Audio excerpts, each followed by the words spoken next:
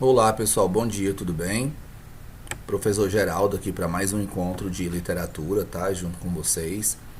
Primeiramente, reiterar o prazer, certo? Que vai ser trabalhar com vocês na disciplina de literatura este ano. E hoje, como vocês podem ver, vamos falar acerca da escola trovadoresca, certo?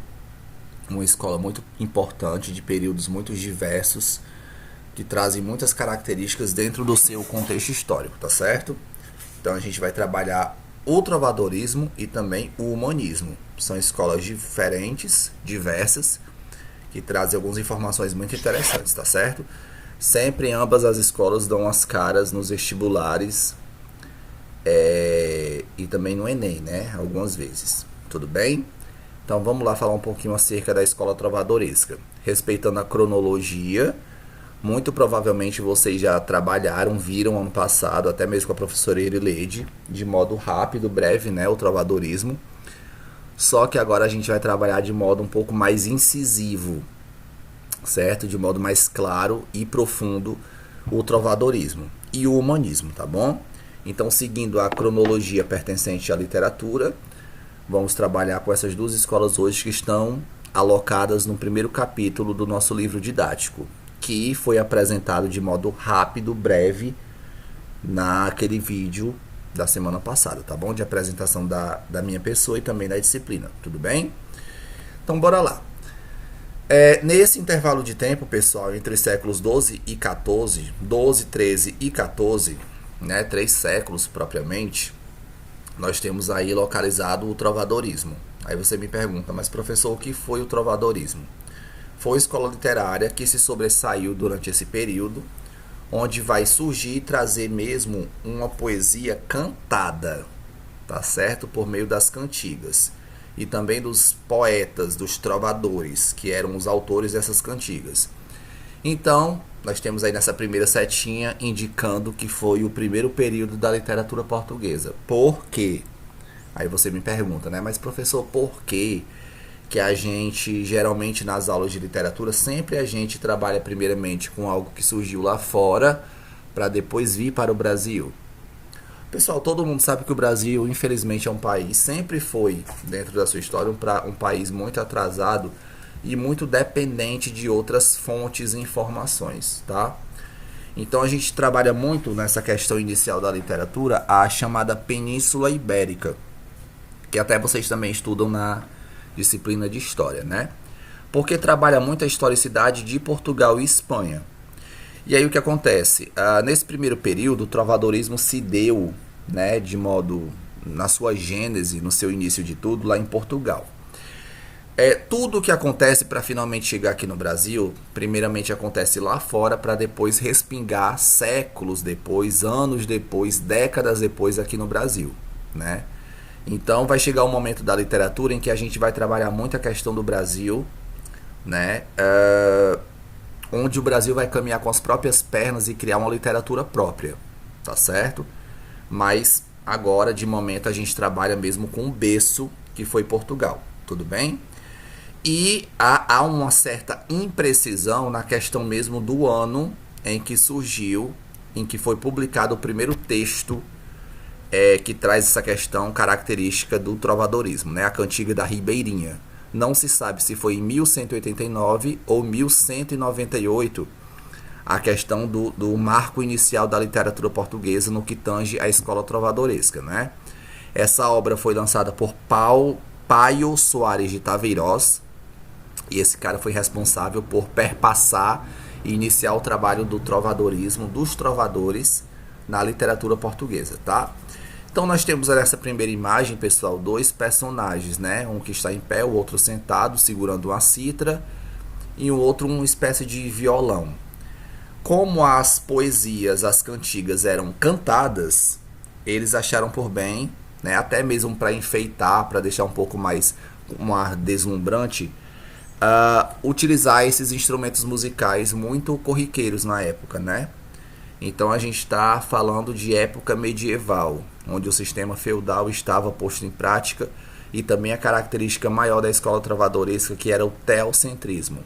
Theos significa Deus, ou seja, Deus no centro de tudo, né? A Igreja Católica comandava tudo, e para tudo e para todos tinha aquela ideia de que Deus deixava, Deus inventou, Deus permitiu, Deus não permitia, isso é pecado e tal. Então Deus era o Todo-Poderoso, né? O que a gente vai ver que é diferente no humanismo. Daqui a pouco eu falo para vocês, tá?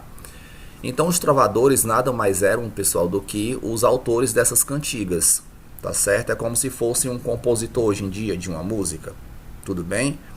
E essa imagem de baixo ilustra muito bem, pessoal, também algo muito predominante e característico do trovadorismo.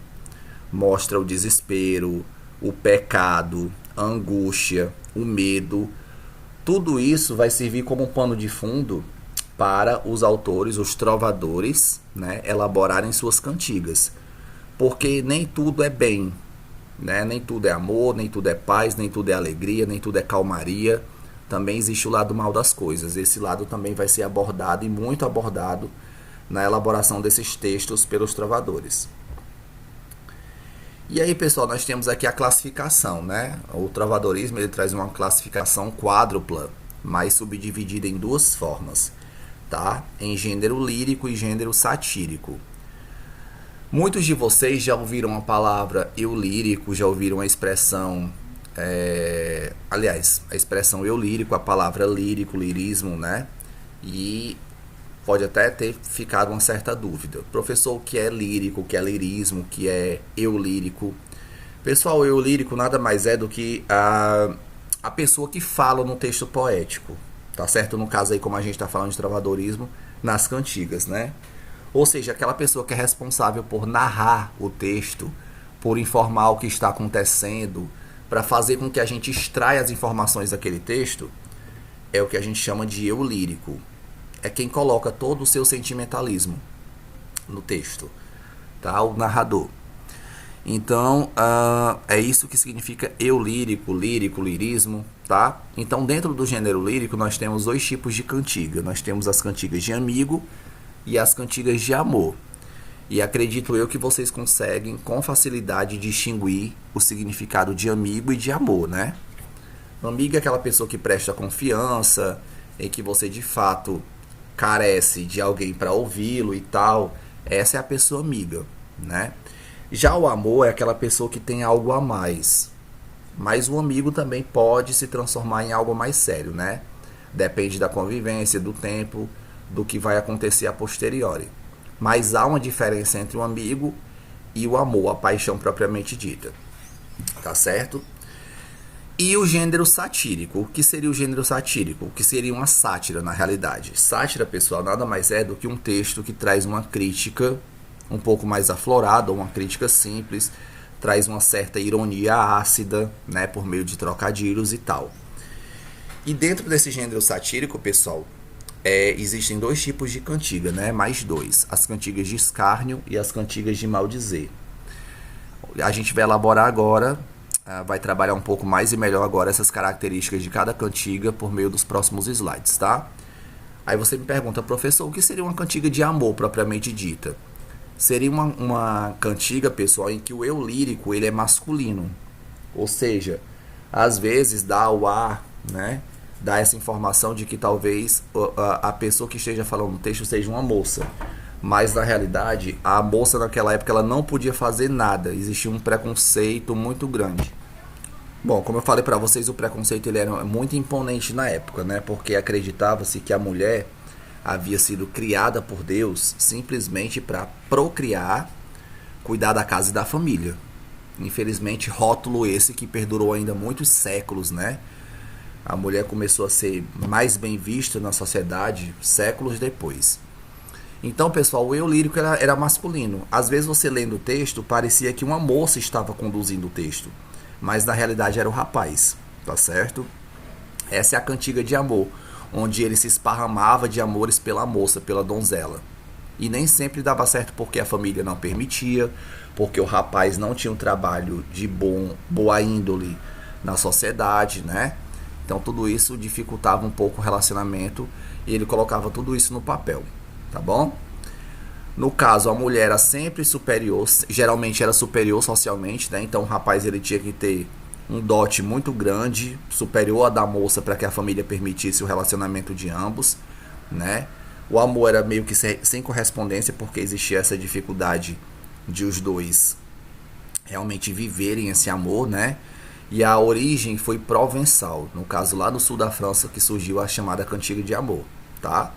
Ah, professor, mas o senhor não falou que foi em Portugal? Sim, realmente de modo escancarado, de modo mais avassalador foi lá em Portugal.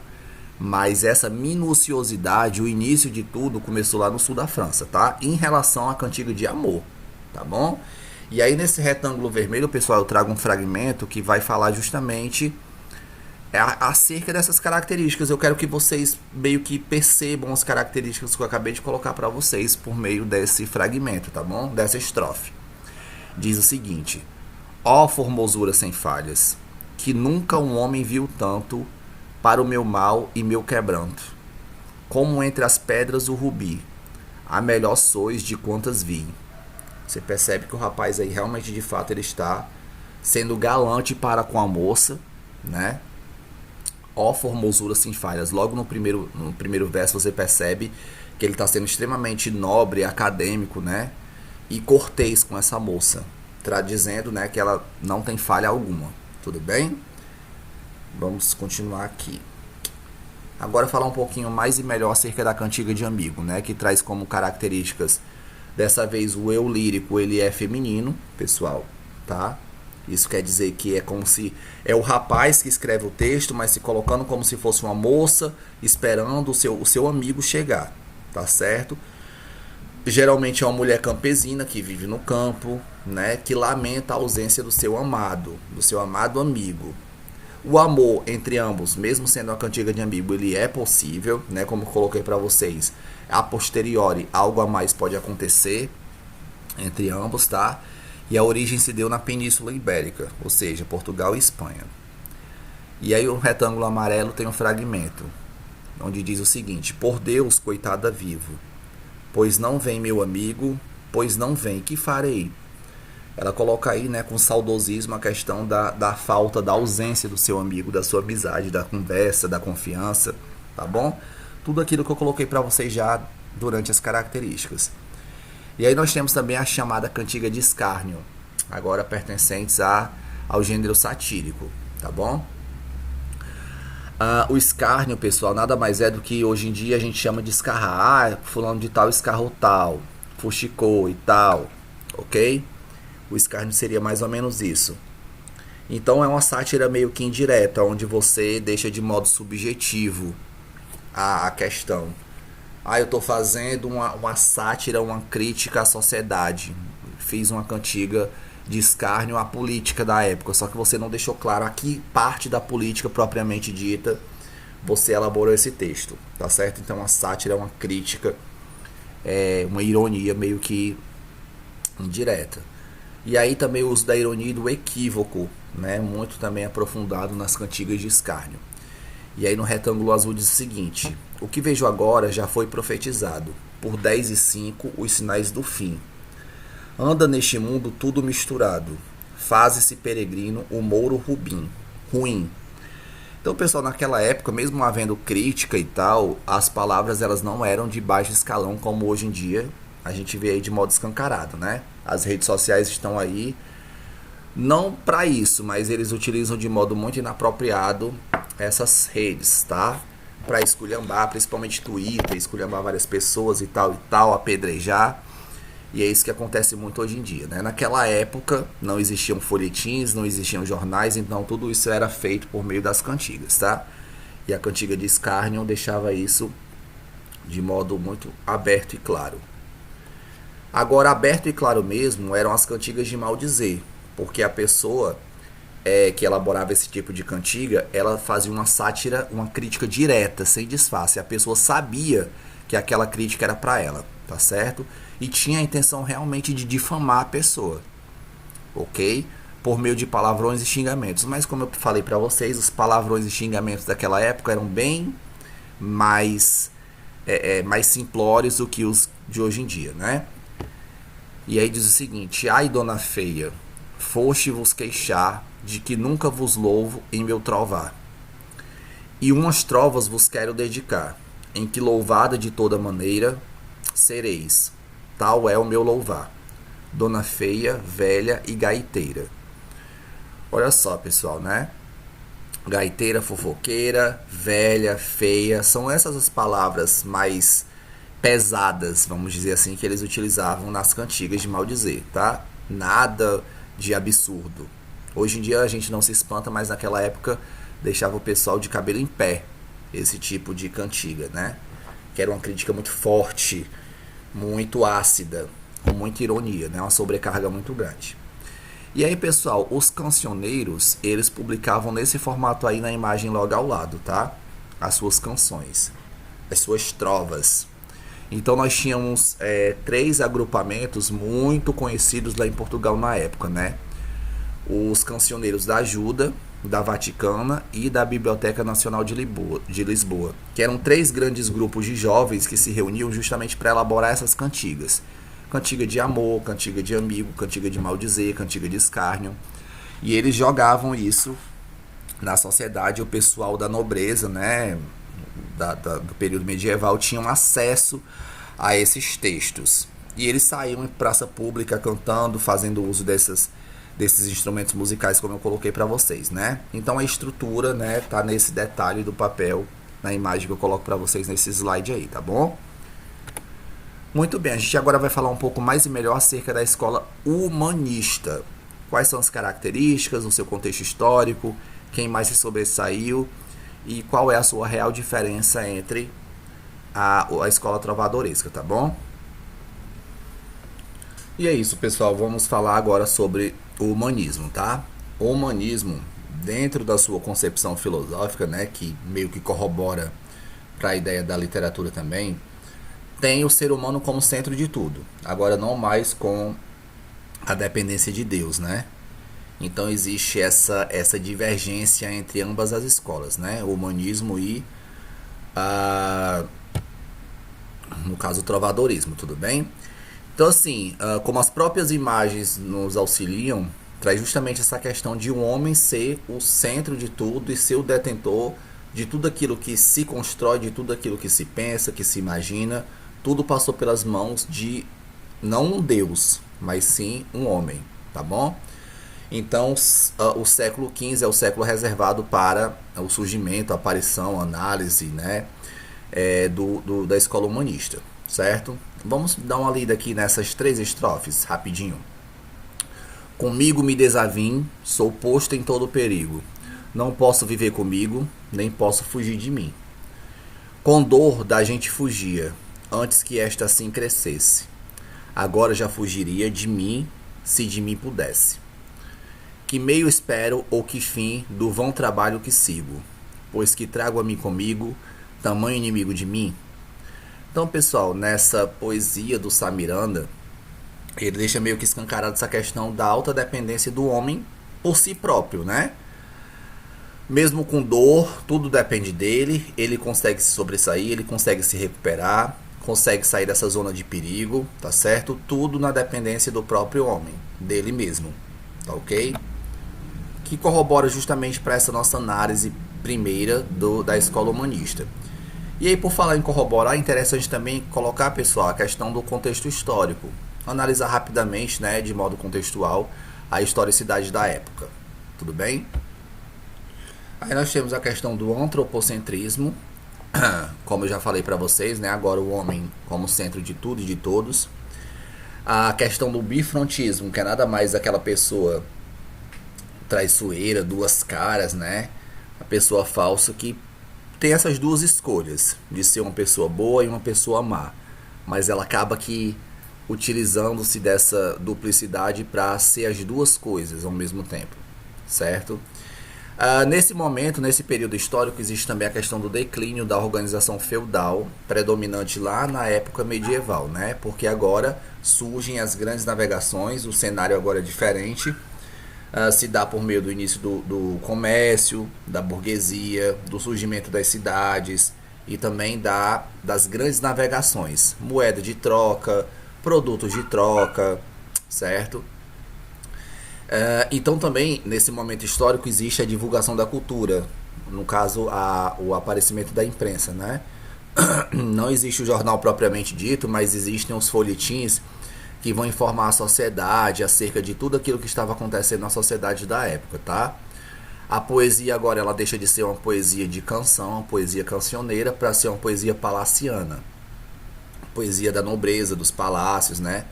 Agora é por meio dessas pessoas que vai ser utilizada a questão da criação dessas poesias, tá certo? A chamada poesia palaciana. Que existe a separação da música, não da musicalidade, né? Que existe na poesia propriamente dita. Mas também, além das temáticas, a questão da não mais utilização de instrumentos musicais, tá certo? E aí você me pergunta, mas professor, quais seriam os temas que vão passar a ser abordados agora nessa poesia palaciana? São temas circunstanciais da vida, da sociedade e também de contradições amorosas. É por aqui que vai aparecer mais ou menos aquela modelagem que a gente vai ver durante as 3 gerações românticas, né? As contradições amorosas. Nem sempre o amor é bom, nem sempre o amor é duradouro, nem sempre o amor é saudável. Então vai haver essas desilusões e as contradições amorosas também, tá certo? Sobre a questão estrutural da poesia, vai haver a questão da métrica, né, da redondilha maior e da redondilha menor. A menor constituída por 5 sílabas poéticas e a maior por 7 sílabas poéticas.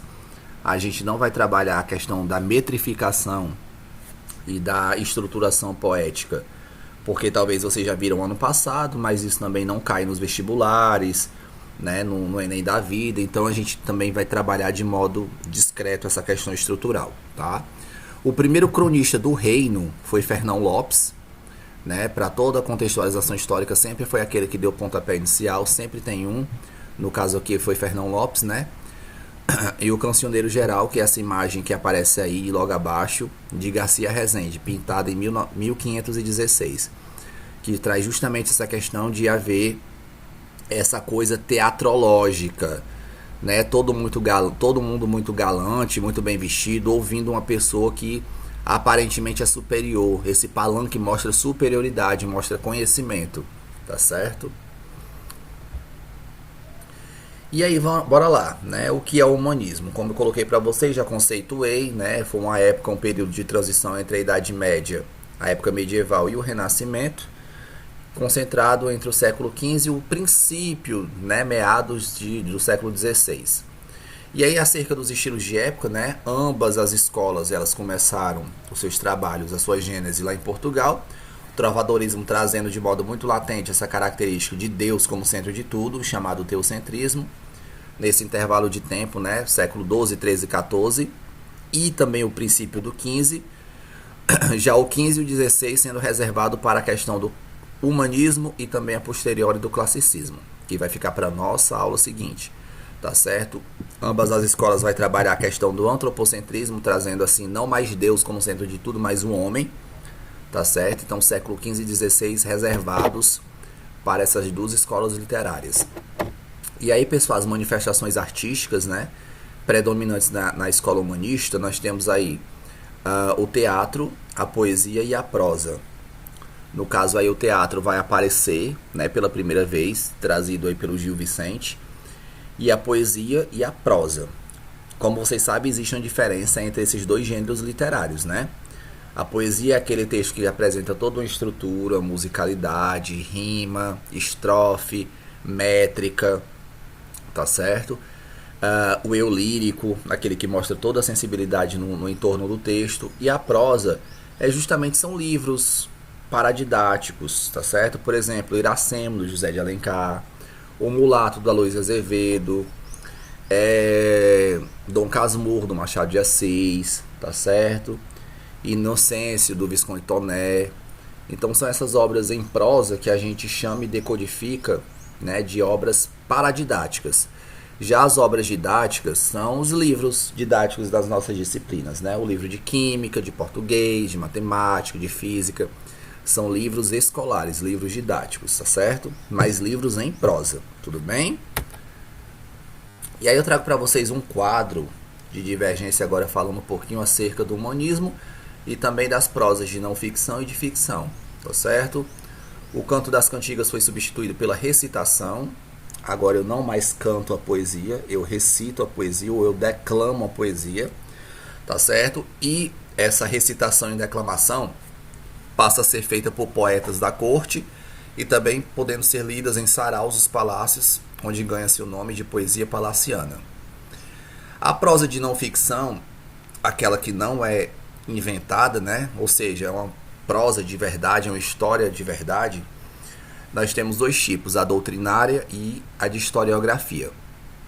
A doutrinária possui essas características e a de historiografia também, né?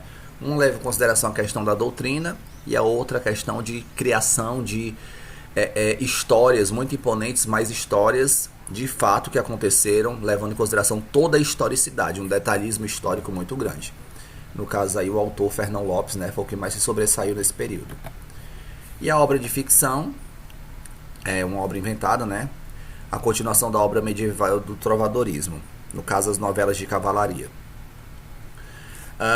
Mas já com características humanísticas, né? No caso o amor carnal, a sensualidade, as relações sexuais antes do casamento. Agora o pecado ganha muita altivez, né? Porque não mais Deus está predominante aqui, mas sim o homem é pecador. E a principal obra desse período, né, da prosa de ficção é de Amades de Gaula, ok?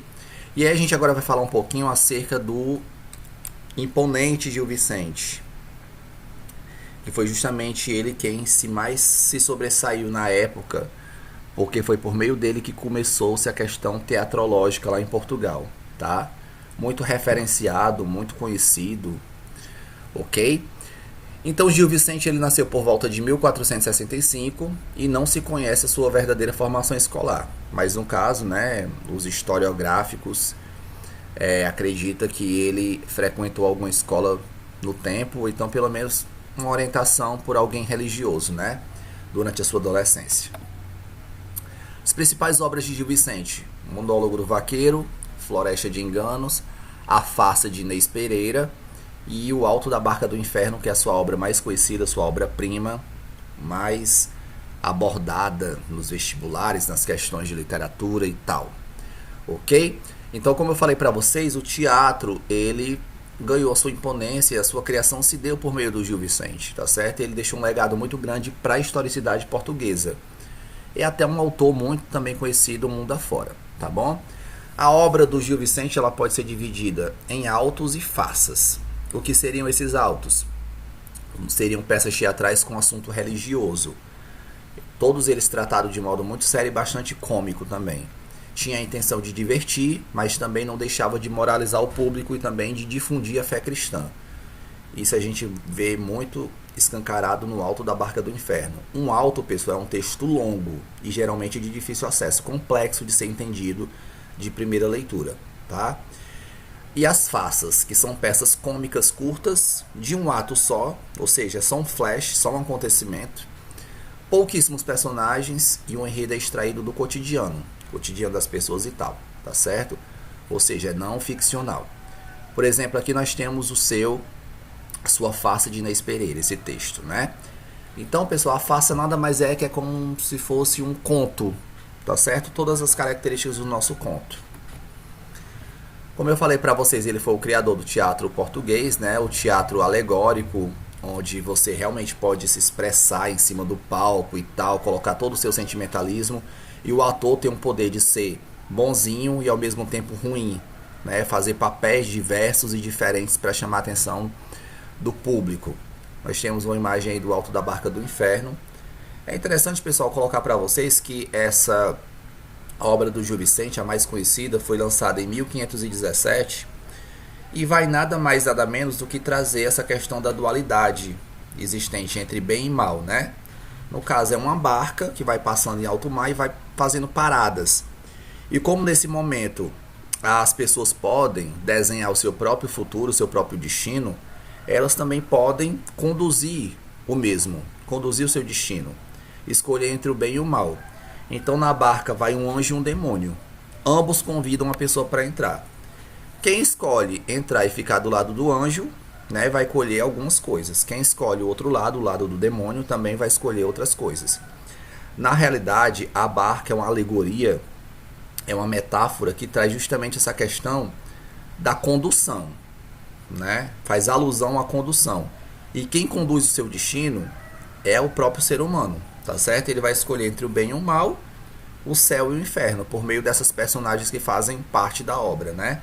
O anjo e o demônio, tá ok? Então, basicamente, esse é o enredo do Alto da Barca do Inferno, do Gil Vicente. E aí, para a gente finalizar nossa aula de hoje, pessoal, o Gil Vicente ele caminha para a ampliação dos temas, para o aumento da população do palco e também para uma duração cada vez maior da ação e para a mais audaciosa justaposição de lugares. O que a gente está acostumado em ver em novela, em filme, em seriado, praticamente quem deu o pontapé inicial nessa tendência foi o Gil Vicente. Na transitoriedade das coisas, dos lugares, dos momentos, dos flashes que acontecem durante as peças de teatro, tá bom? Tudo isso se deu pela criação do Gil Vicente, pioneira na época, né? E ele abre a cena a todas as classes sociais e pratica as maiores liberdades na construção das situações e em relação também no uso da linguagem. Uma linguagem bem proximal do público, né? Sem muita audácia, sem muita contradição e sem muita complexidade para o público, né? Então, satisfazia o público porque eles compreendiam o que estava colocando ali durante a dramaturgia dos atores. Tá bom, pessoal? Então é isso, eu espero que vocês tenham compreendido a aula de hoje. Nós falamos de duas escolas literárias muito importantes, certo? Espero que eu tenha sido claro. Vou postar essa aula daqui a pouco no YouTube. Eu espero que vocês a vejam até o final. Tentei ser o mais breve possível para que o vídeo não ficasse longo, tá bom? Mas eu também tentei colocar todas as informações essenciais, porque vocês já tiveram contato no passado com esse conteúdo, né? Para não ser uma coisa tão redundante assim, mas necessária ao mesmo tempo, tá bom? Então é isso, agradeço demais a paciência de vocês. Vai ser um prazer trabalhar com todos este ano, tudo bem? E aí eu peço a vocês que, como primeira atividade, assistam essa aula e ao final dela, lá no YouTube mesmo, vocês me mandam uma devolutiva. Professor, eu gostei, professor, não gostei. Dá like, dá dislike, compartilha pro grupo.